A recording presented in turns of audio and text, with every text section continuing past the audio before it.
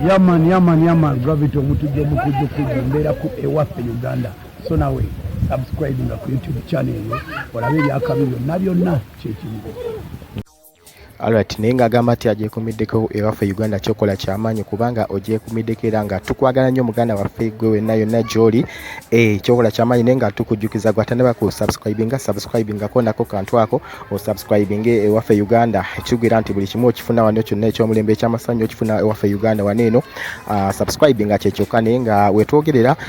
Rema Namakula nga bwe twakitegeera ffenna era nga bwe tukimanyi nti olunaku olwaleero lwe balina okumwanjula mu butongole omwami we Hamza Ssebunya lwalina okumwanjula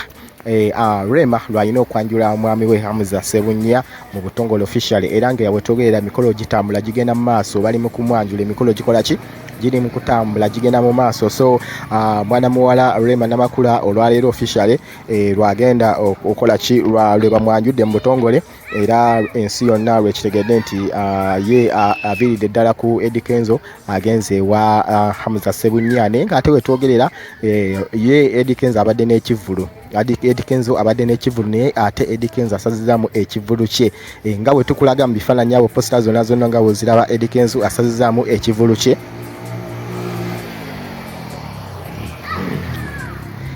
wetwogerera nga Eddie Kenzo abadde alina ekivvulu kyagenda okukola olwaleero abadde agenda kupafominga naye ng'ate asazizaamu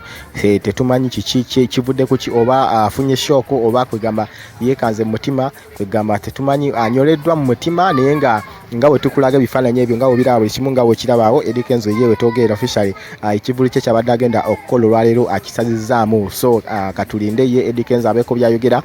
ku nsonga zino ezaali ematandaba kuvaayo aserese musajja wattu kubanga bamukubyeko akavvulu olunaku olwaleero Rema Namakula amukubyeko akavvulu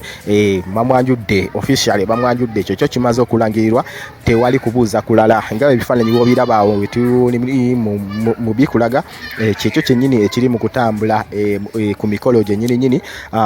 Rema Namakula ng'ayanjula omwami we Hamza right now naye nga ffe tugenda kuba tukuwa update si ebirala bino ebiba byakagwa biba biriwo tugenda kuba nga twongera okubikuwa tukusaba ekintu kimu kyokka gwatandaba ku subscribingako nako bukonyi osubscribinge ku YouTube channel ene waffe Uganda nsigadde nzero ni peace wane waffe Uganda tojjangaoko weebale nnyo